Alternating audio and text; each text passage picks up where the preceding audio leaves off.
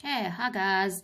Let's finish this last page of density and then we can put that behind us. Okay, so we're looking at why things float. Okay, you've looked at density, how to work out density, what makes it big, what makes it small. Now we're looking at, well, what makes something float on something else. Okay, so for something to float in water, it must have a lower density than water. So, for example, the ping pong ball that we saw would float on water, so its density is less than that of water. Similarly, for something to float in air, it must have a lower density than air. So, cartoons and stuff make me shudder sometimes, because if you had to, we know that if you have a balloon and it is filled with helium, it will rise, okay, and it will stand up straight because, and it will actually float away unless you are holding it. And that's because helium is less dense than air, okay, so helium will float. But when we blow air into a balloon, we are blowing water vapor, mostly carbon dioxide, maybe some nitrogen and a little bit of oxygen. And it having a lot of carbon dioxide in it will cause it to just collapse on the ground. And we know that that happens because when we blow up balloons, they don't float nice and high, they just drop. Okay, so that means that in air, carbon dioxide will sink and helium will float. Okay. So, and helium then is less dense than air, but carbon dioxide is more dense than air. So two things make an object have a lower density. So if you want something to float, you have to try and reduce the mass. Okay, so for example, they could make things out of aluminium instead of iron.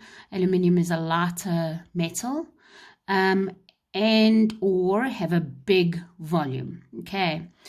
So examples, so here we have the Titanic, okay, now the Titanic had a mass, okay, so its kilograms were 47.45 million kilograms. That's how heavy this was, okay, that's how much matter it was made up of. And so in order for it to then float on the water, it just had to be humongous. It had to have a big volume, okay.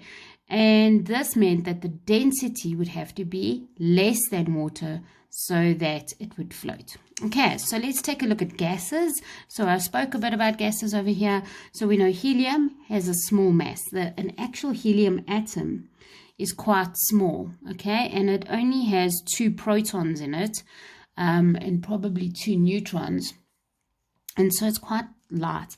Air is a mixture. We've looked at mixtures. Air is a mixture of oxygen, mostly nitrogen, water vapor, a little bit of argon. There's a whole lot of gases, carbon dioxide, carbon monoxide, sulfur dioxide, nitrogen dioxide. There's lots of gases. And so it makes it kind of medium, okay, because of this mixture. Then carbon dioxide is quite a heavy gas. So if it's not part of the mixture of air and you just had to oh, what a pity I can't do this experiment. All my stuff's at school. I can actually pour carbon dioxide that I make. Oh, I'm going to do it for you. Remind me, I'll do it. Because all you need is some baking powder, baking soda rather, and you put a bit of vinegar in it. So you put the baking soda in there, you pour the vinegar in a glass or a thin tube, and you put the vinegar in, okay, vinegar, and then you hold it closed so that the gas can't escape. So that gas is carbon dioxide. And if you have a lit candle, okay, and you can actually pour that carbon dioxide, don't pour the liquid, just pour the gas out of it. You can't see it, but it will extinguish the flame. Okay, I'll try and see if I can do it here and I'll show you. And that shows that if you can pour the gas out, that the carbon dioxide comes out, and even though you've got your stuff in there and you're pouring it out, you can't see, but there's this gas that's more dense than air, and it can then put out a candle. Okay, and that is what carbon dioxide does. It suffocates the candle. Okay, it takes away the oxygen. All right, so carbon dioxide is more dense than air. I will try and get that done for you. Okay, so types of substances and their densities. So here we have gases, liquids, and solids. Now, gases generally have a low density, so they float on top of things.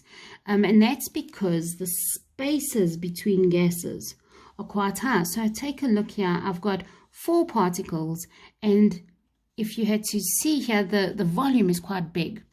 If I had to do 4 particles and show them as a liquid, you'd probably do that. Look how much smaller the volume is, sorry. Look how much bigger that is. So the larger the spaces between the particles, the bigger the volume. And so you got a low density. Okay, then you got a bit bigger density. And then you got your solids, which will then, if I had to draw a 4, would then make a smaller volume, and there's not much space between them, and that would then be the highest density. Now, this is important. The exception to the rule. So I'm telling you, if I have, let's say, paraffin, for example, okay, and paraffin is generally a liquid, okay, but it can go into its gas phase, okay, and its gas phase is less dense than its liquid phase. I can also freeze paraffin, and if I put its solid into its liquid, it would sink. Okay, so liquid paraffin, and you put the solid paraffin in, and you'd land up with the paraffin at the bottom as a solid in its liquid paraffin. Okay, generally this is what happens.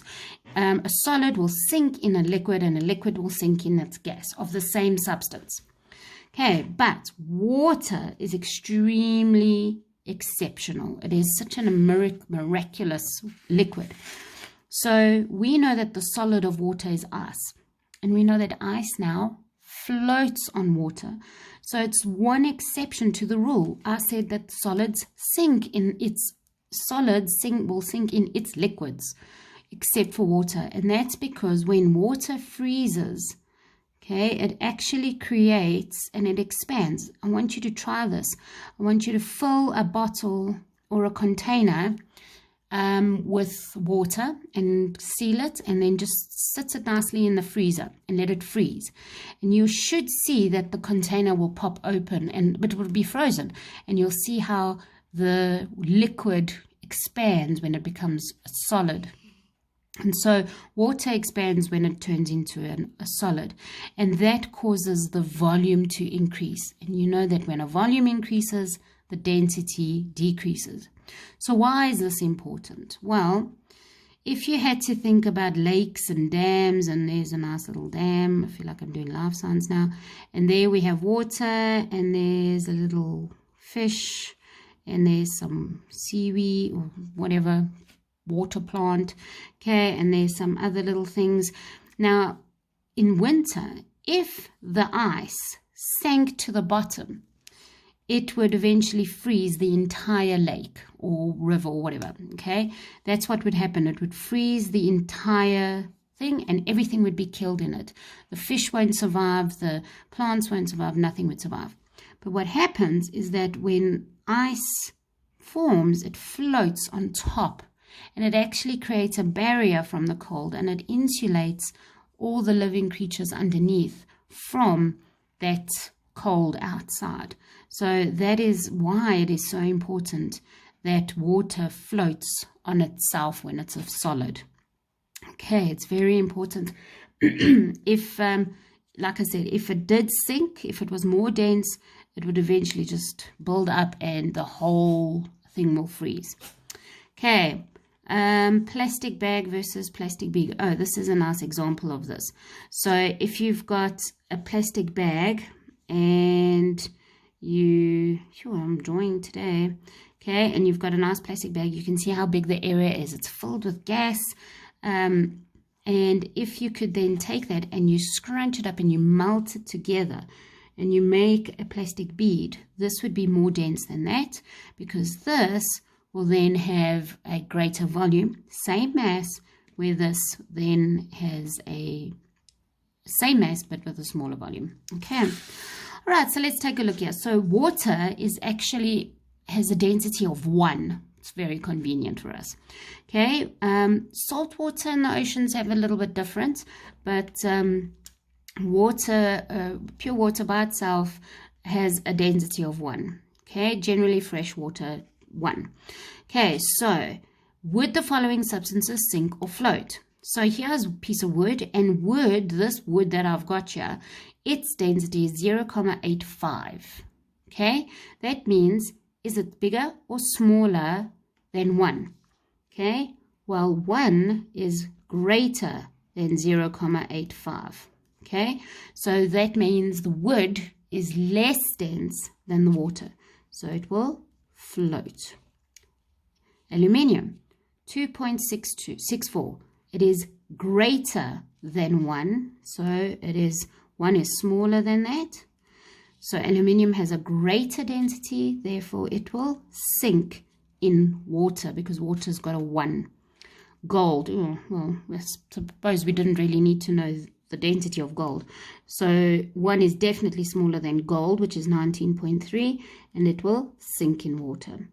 Honey, very slightly more than water, and we know if you did that experiment, which I was really hoping you would, that we know it would also sink. Okay, it is more dense than water by 0.36, and so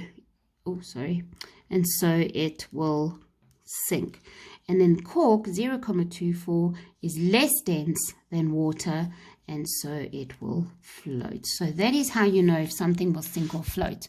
So if you can get your density of your liquid, and you can then get your density of an object, and if it's less than the density of the water, then it will float. If it's more than the density of water, then it will sink.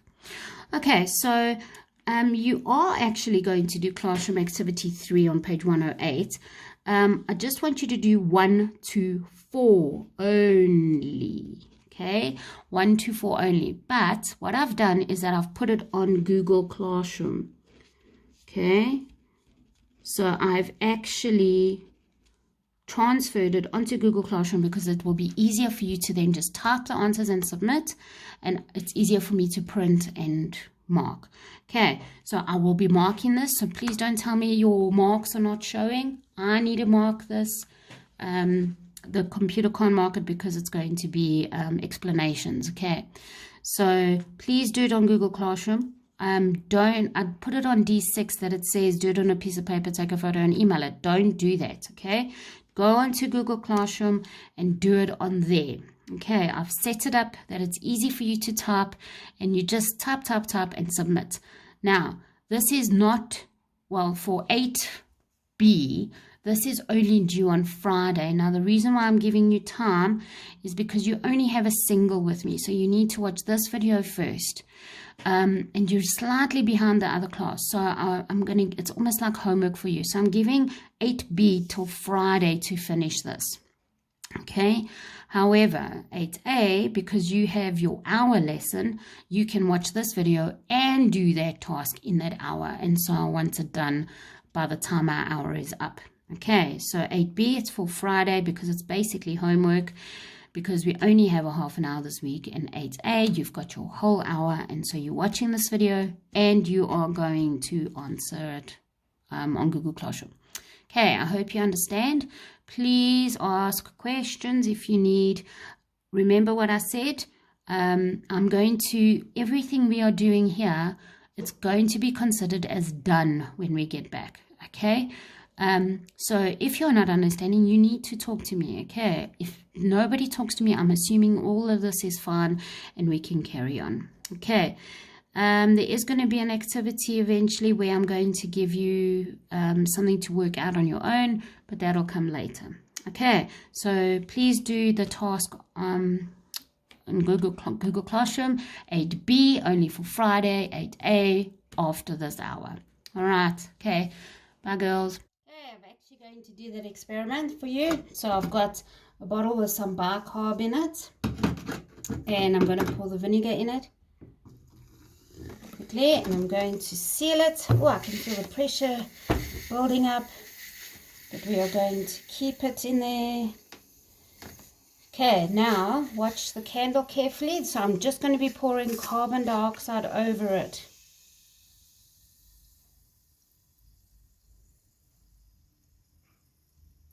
There we go. That's it. The liquid didn't come out at all. It was just the gas.